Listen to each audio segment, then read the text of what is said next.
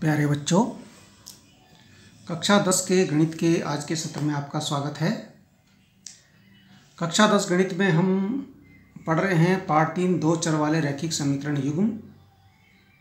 इसमें आज हम प्रश्नावली 304 का प्रश्न नंबर 2 हल करेंगे। दिनांक है आपका आज 25 मई 2021, दिन मंगलवार।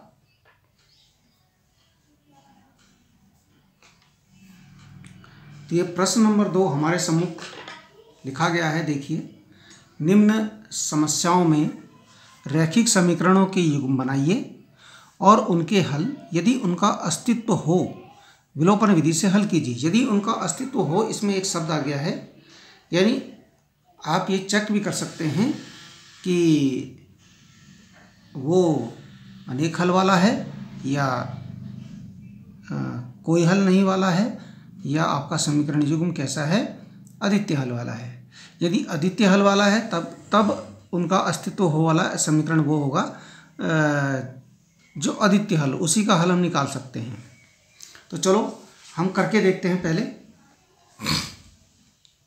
देखिए, इसमें लिखा गया है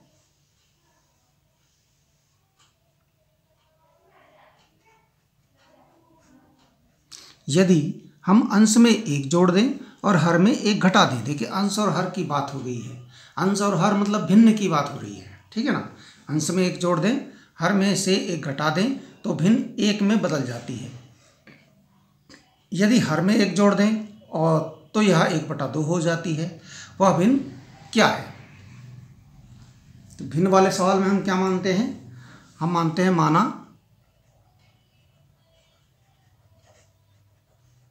भिन्न का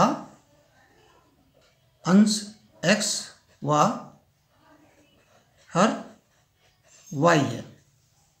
भिन्न का अंश है x और हर y है, तो भिन्न क्या हो जाएगी? भिन्न हो जाएगी आपकी अंश बटा हर। भिन्न होती है अंश बटा हर, ये हम जानते हैं, यानी कि x बटा y। अब प्रथम शर्त जो है, प्रथम इसमें 2 शर्तें हैं, देख लीजिए। आपको 2 शर्तों को आपको पहचानना पड़ेगा। पहली शर्त है अंश में 1 जोड़ दें तथा हर में से 1 घटा दें तो भिन्न 1 में बदल जाती है, यहाँ तक। दूसरी शर्त है यदि हर में 1 जोड़ दें तो 1/2 हो जाती है, ठीक है ना। भिन्न आपकी यह है, मूल भिन्न आपकी x बटा y है। इसमें है अंश में 1 जोड़ दें और हर में से 1 घटा दें। अंश में 1 जोड़ दें और हर में से 1 घटा दें तो भिन्न आपकी बन जाती है 1, तो भिन्न 1 हो जाती है। अब 1 देखिए इस प्रकार से, अंश में 1 जोड़ दें, हर में से 1 घटा दें, माइनस कर दिया हमने, अंश में 1 प्लस कर दिया और भिन्न हो गई 1। 1 को बटे में तो कुछ है नहीं, बटे में 1 लिख सकते हैं आप। अब इसका क्रॉस मल्टीप्लाई यानी कि कैंची गुणा कर दीजिए। क्या हो जाएगा?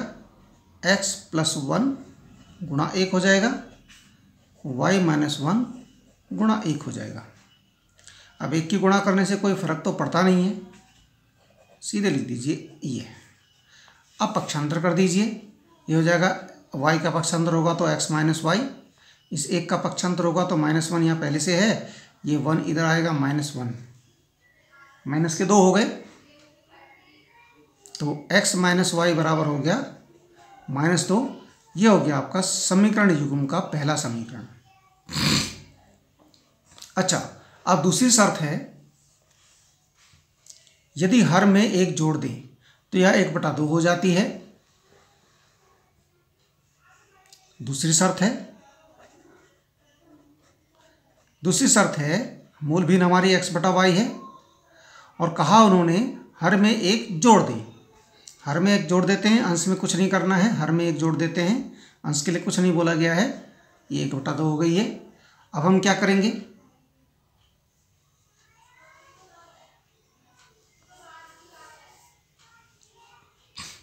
अब देखिए क्या हुआ, ये हो जाएगा यहाँ पे 2 की x गुणा 2 हो जाएगा, कैंची गुणा हो रही है, y + 1, इसमें 1 की गुणा हो गई, हमारा हो गया 2x बराबर y + 1। 2x, y का पक्षांतर -y हो जाएगा बराबर 1। ये समीकरण युग्म का समीकरण नंबर 2 बन गया। ठीक है।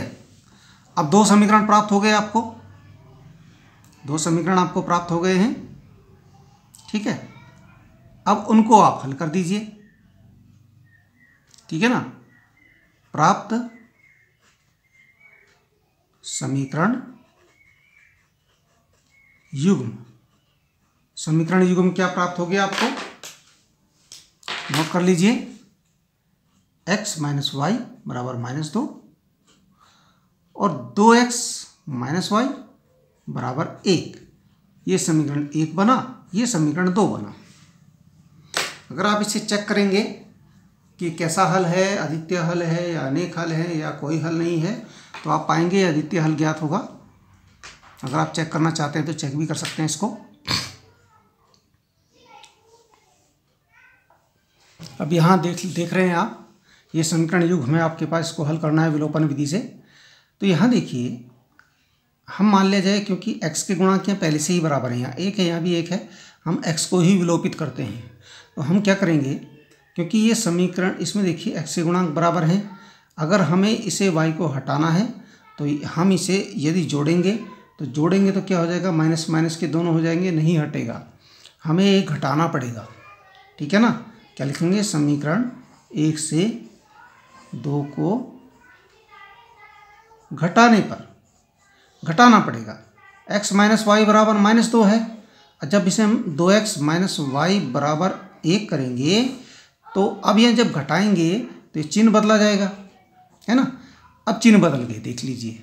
अब यदि हम घटाते नहीं, जोड़ते तो चिन्ह नहीं बदलते, तो इसका मतलब ये विलोपित नहीं होता, ये कट गया। अब 2x में से 1x घटेगा तो ये बचेगा माइनस का 1x, और यहाँ माइनस माइनस के हो गए, दोनों जुड़ जाएंगे, -3, यानी कि माइनस से माइनस कटा, x बराबर हो गया आपका 3, ठीक है ना। x की वैल्यू आ गई। अब x का मान समीकरण 1 में रखने पर, समीकरण 1 हमारा क्या है, x ऋण वाई बराबर -2 और x है हमारा 3 माइनस वाई बराबर ऋण 2।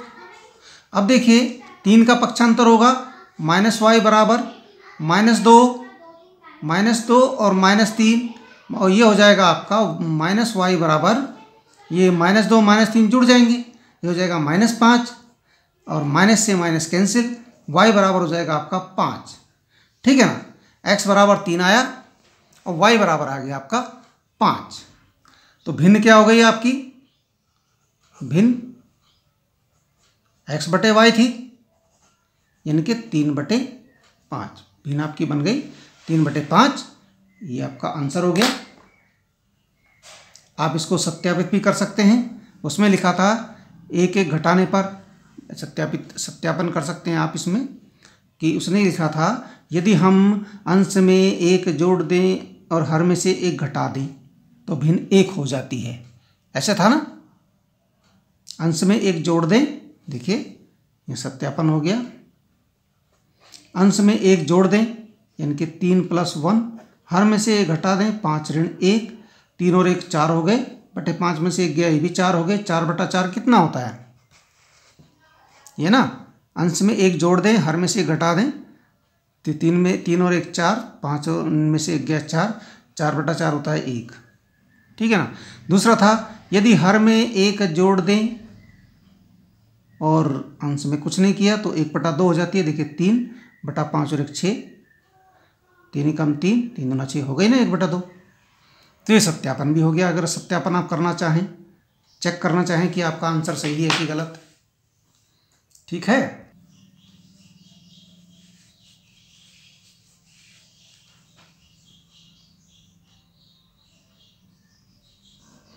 अब देखिए यहाँ पर, इसके बाद इसका ही सेकंड नंबर है, 5 वर्ष पूर्व नूरी की आयु सोनू की आयु की 3 गुनी थी, 10 वर्ष पश्चात नूरी की आयु सोनू की आयु की 2 गुनी हो जाएगी, नूरी और सोनू की आयु कितनी है। यहाँ भी क्या होगा,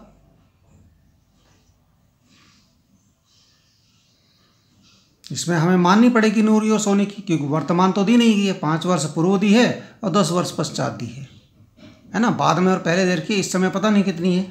मान लेते हैं, माना नूरी की आयु x वर्ष व सोनू की आयु y वर्ष है। अब देखिए इसमें आप देख सकते हैं कि बड़ा कौन है। ठीक है, 5 वर्ष पूर्व नूरी की आयु सोनू की आयु की 3 गुनी थी, यानी नूरी बड़ी है। नूरी की आयु सोनू की आयु की 3 गुनी थी। 10 वर्ष पश्चात नूरी की आयु सोनू की आयु की 2 गुनी हो जाएगी, यानी नूरी की आयु ज़्यादा है और सोनू की आयु कम है। ठीक है, यह पहचानना पड़ेगा आपको। अब देखिए यहाँ पर प्रथम शर्त क्या है। प्रथम शर्त है 5 वर्ष पूर्व। 5 वर्ष पूर्व, 5 वर्ष पूर्व की बात हो रही है। अब नूरी की आयु कितनी होगी? नूरी की आयु इस समय x है। 5 वर्ष पूर्व यानी 5 वर्ष पहले, 5 साल पहले 5 कम रही होगी, है ना। तो x ऋण 5। अच्छा, सोनू की आयु y है, इस समय y है, और तो 5 वर्ष पहले कितनी रही होगी? 5 कम रही होगी, y ऋण 5। अब देखिए, अभी हमने पता लगाया कि नूरी की आयु ज़्यादा है, सोनू की आयु कम है। फर्क कितना है? 3 गुने का फर्क है। 3 गुना किधर होगा? 3 का गुना भाई कम वाले में करेंगे तभी बराबर होगा, है ना। कम सोनू की है तो कम वाले में गुणा करेंगे तभी बराबर समीकरण बनेगा। 3y ऋण 3 पंजे 15। अब इसे पक्षांतर कर दीजिए, क्या हो जाएगा? x ऋण 3y ऋण 15 प्लस 5, x ऋण 3y, 15 में से 5 घटाए माइनस का 10 बचा। ये आपका बन गया समीकरण 1। उसके बाद देखिए, 10 वर्ष पश्चात नूरी की आयु सोनू की आयु की 2 गुनी हो जाएगी। 10 वर्ष पश्चात। अब दूसरी शर्त जो है 10 वर्ष पश्चात की है। दूसरी शर्त है 10 वर्ष पश्चात, ठीक है ना। 10 वर्ष पश्चात की है, 10 वर्ष पश्चात। पश्चात मतलब बाद में, बाद में होने का मतलब है 10 वर्ष बढ़ेगी यानी प्लस होगी, प्लस 10। नूरी की आयु 10 जोड़ के हो जाएगी, और जो सोनू की आयु वो भी 10 वर्ष जोड़ के होगी। लेकिन फर्क देखिए क्या है, 10 वर्ष पश्चात नूरी की आयु सोनू की आयु की 2 गुनी हो जाएगी। 2 गुनी हो जाएगी। 2 गुनी मतलब 2 गुना, 2 का गुणा बराबर करने के लिए 2 का गुणा हमारा कम वाले में होगा तभी तो बराबर होगी, है ना।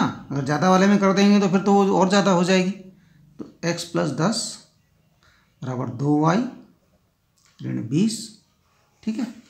हमारे पास हो गया x प्लस 10, सॉरी, चलो इसको पक्षांतर कर देते हैं, हो जाएगा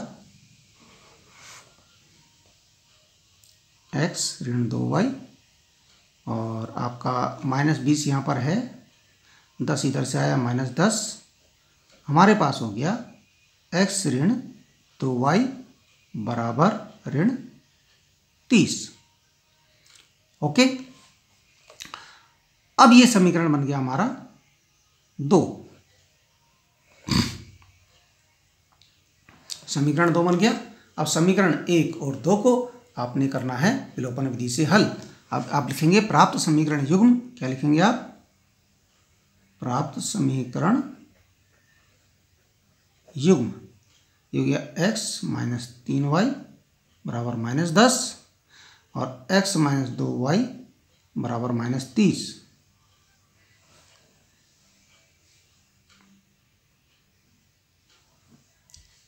ठीक है, अब इसको घटाएंगे। अब ये कटेंगे जैसे भी कट, ठीक है। इसके देखिए, इसके गुणांक बराबर हैं, इसको घटा दीजिए तो कट जाएगा, ये y का वैल्यू आ जाएगी। तो जैसे भी आप करना चाहें वैसे आप कर सकते हैं।